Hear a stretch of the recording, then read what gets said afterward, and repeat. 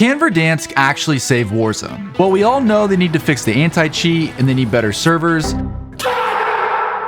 But in this video, I want to talk about 10 underrated gameplay mechanics that a lot of people aren't talking about that I think they need to bring back in Verdansk to make Warzone fun again. Now, this first one might seem like a small thing, but I think it made a big difference in the gameplay, and it's shooting people out of the sky. Now, love it or hate it, but this to me was one of those core features that I remember from Warzone 1. Anytime that you dropped into Verdansk and that you had to use your parachute for an extended period of time, you just knew someone was going to shoot you in the back. So obviously it was fun to try to troll people and try to get kills this way, but one of the undercover things that I think made this mechanic so great was it could completely disrupt the initial start of the game for a team. I mean, how many times did you plan with the boys to drop at a certain POI, only for one of your squad members to just get fried in the air, and now you had to contest an enemy team with a man down? Like I said, love it or hate it, I think it brought a lot of variety to the game because it completely changed the early part of the match, and it could make things really interesting. Okay, number 2, and this is the big one, usable vehicles. Now, some of my fondest memories from Verdansk are racing around the map in an SUV looking for teams to fight, or spending so many different matches trying to hot drop and grab the helicopter as fast as I could to try to chop people out of the air. And why I think the vehicles were so great in Verdansk is they had a lot of maneuverability and they were very fast, so they were actually useful in gunfights, but the big thing is they were also vulnerable. There was a big risk reward to using vehicles in Warzone 1. On one hand, you could get around the map very quickly and you could hunt for kills, but on the other hand, you could get immediately destroyed by someone hiding with a C4. And I think this trade-off made Verdansk a lot of fun. I do think in a battle royale with a big map, you do need ways to get around the map quickly, and I think vehicles are the perfect solution for that because they are vulnerable and it is a little bit of a risk getting into them. Whereas right now we have redeploy balloons, which have pretty much taken the place for vehicles, and the problem with redeploy balloons is you can pretty much get from point A to point B instantly. So you can make a lot of bad decisions or bad rotations and still bail yourself out if you have a redeploy balloon. And this can be frustrating for players who play more tactically and go for positioning because redeploy balloons eliminate a lot of strategy in the game. I think having usable vehicles in Verdansk really balanced out the gameplay because you could get from point A to point B relatively quickly, but players who were holding power positions still had a chance to kill you. And this brings me to point number 3, power positions. Now, this might be an unpopular opinion, but I think power positions made Verdansk a lot of fun. Yes, it did create a lot of camping, but it also created a lot of narrative and storyline. I mean, who didn't hate that team that camped all game in the airport tower, or the team that camped on the buildings downtown or at stadium? I can remember so many games where some enemy killed me in one of those positions, and after the gulag, I made it my life's mission to go and take them out. In this clip right here, I got sniped from a guy on stadium, and I literally just full sent him with the helicopter afterwards, and it felt really good. These power positions created so many fun moments and storylines because there was nothing better than eliminating that team that camped all game and finally had to leave safety once the zone pulled away from them. But on the flip side, it also gave people a way to play a much slower game. I can remember having many gaming sessions where I just wanted to chill with the boys and have a few drinks and just sit in one spot and have a good time. You could catch up on life and just chill out and play a much slower game. And that's what I think made Verdansk great. There were so many viable play styles and you could really play as slow or as fast as you wanted to. So my hope with Verdansk is that they don't put zip lines everywhere and they don't have redeploy balloons, and they actually keep some of these old power positions that made the map a lot of fun. Okay, number 4, they have to bring back the original gulag showers. Now, I don't know what it is specifically about this gulag, but to me, they got it right the first time, and every single gulag since has just not been nearly as good. I'm not sure if it's just the nostalgia speaking or what, but it really did feel like these gulag showers were very fair. The map was symmetric, and the lighting was good, and it just felt like it was a true 1v1 test for skill.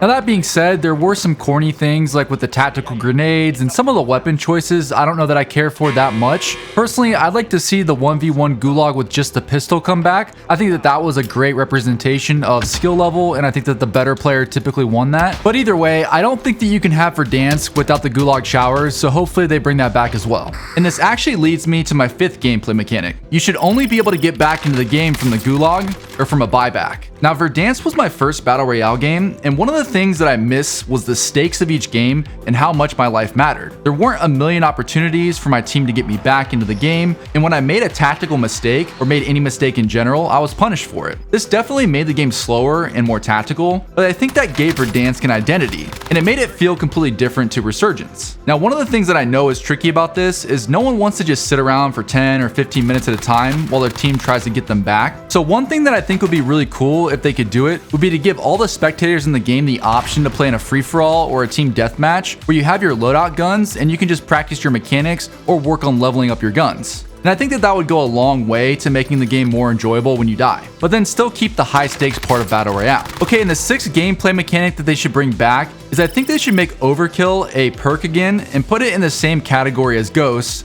and then make Ghosts work how it used to work, which was it was active at all times. And I think that this was a super underrated reason why Verdansk played so well, because it forced players to really try to consider how they wanted to play the game. If they wanted to play more tactically, they could pick Ghosts and then be invisible on the radar, but they only got their primary weapon and then a pistol as their secondary. And on the flip side, if you wanted to play more aggressively, especially early in the game, you wanted to pick up Overkill so that you had both your SMG and your AR. So there was once again a nice trade-off between playstyles, and it made both playstyles have a lot of pros and cons. I know some people will say that making Ghosts go back to how it was would give campers way too much of an edge, but once again, I think this is another thing that just makes more playstyles viable in the game. And at the end of the day, that's what you want. You want a lot of different ways for people to win to be viable, because more people are going to play the game. And then the seventh mechanic that they should bring back is they should make jump shots useful again, and then also bring back bunny hopping. Now, I know you might be saying, well, wait, in the last gameplay mechanic, you were encouraging camping and now you want to have bunny hopping and jumping. But once again, I just want to have balance in the game, and I just think that Warzone 1 struck like lightning in a bottle, where it just had so much balance between the sweaty players and the casual players, where the casual players still stood a chance if they had Ghosts and they were camping, but then the sweaty players, they could also still outplay that by bunny hopping around corners, by jump shotting through doorways. And it just all comes back to, I think there just needs to be balance in the game between different play styles and just allowing people to play how they want, and also having the game feel good.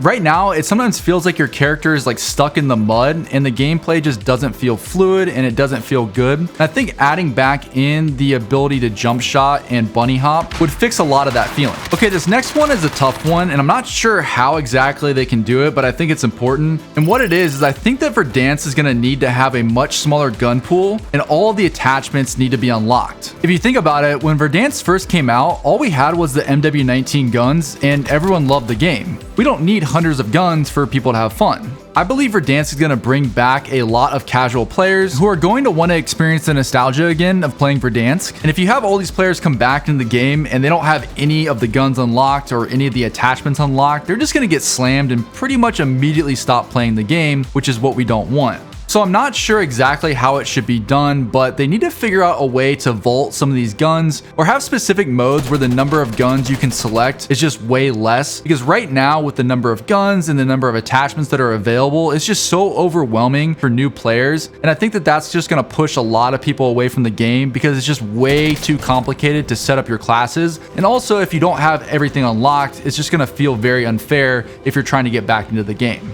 And mechanic number 9 is bring back one-shot RPGs. Now, it pains me to even say that because as a sweaty player, it was so annoying to get killed by guys camping in corners with RPGs and just getting one-shotted. But if you look back at so many of the classic clips that we all love from Verdansk, one-shot RPGs were a core part of that game. And I think that now that we have ranked modes and different modes that are more competitive, you can take some of these, I guess, more cheesy mechanics out of those modes and keep those modes more competitive, but then bring the fun back to the actual public matches and the matches that the casual players are going to play. I also think when you have some of these lower skill options for players to get kills, you can loosen up the skill-based matchmaking in the game and provide more variety to players, because now the lower skill players have options to still get kills, and if they want to, they can just sit in buildings all day long and still get kills and have a good time. I think that what we're all chasing is that feeling that we had of playing Verdansk during COVID, when it was locked down and no one had anything to do but play video games all day with your friends. And the reality is, when the game does come back, it's not going to feel the exact same. I do think long long term they need to fix their anti-cheat, get better servers, and consider making Warzone a standalone game so they can build an identity for Warzone that doesn't change every year with every multiplayer release. But at least in the short term, I do think that Verdansk is going to provide a big boost to the franchise, because after watching back some of these gameplays, man, there's just nothing like winning on Verdansk. And a big part of that has to do with gameplay mechanic number 10, which I'll tell you here in a second, but I just want you to experience it here for a minute.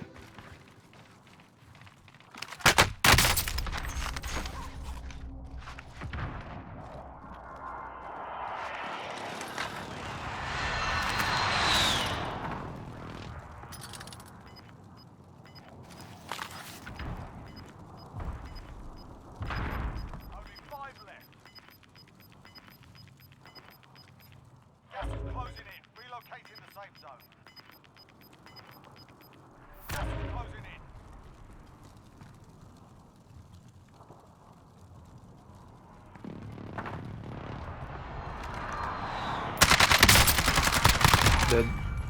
No police.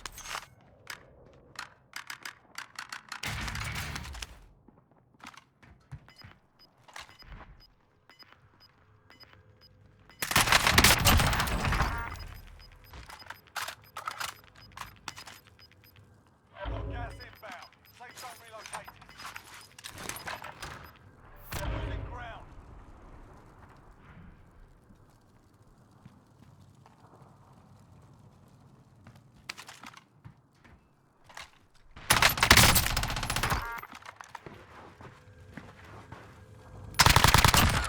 GG's. Alright. Yeah, gameplay mechanic number 10 is to please bring back some of the old sounds. Whether it's the hit markers or the sound of winning, just if we have some option to bring back some of those iconic sounds, it would just make the experience that much better. And if you want to see the #1 way to improve your aim in Warzone, you should check out this video right here.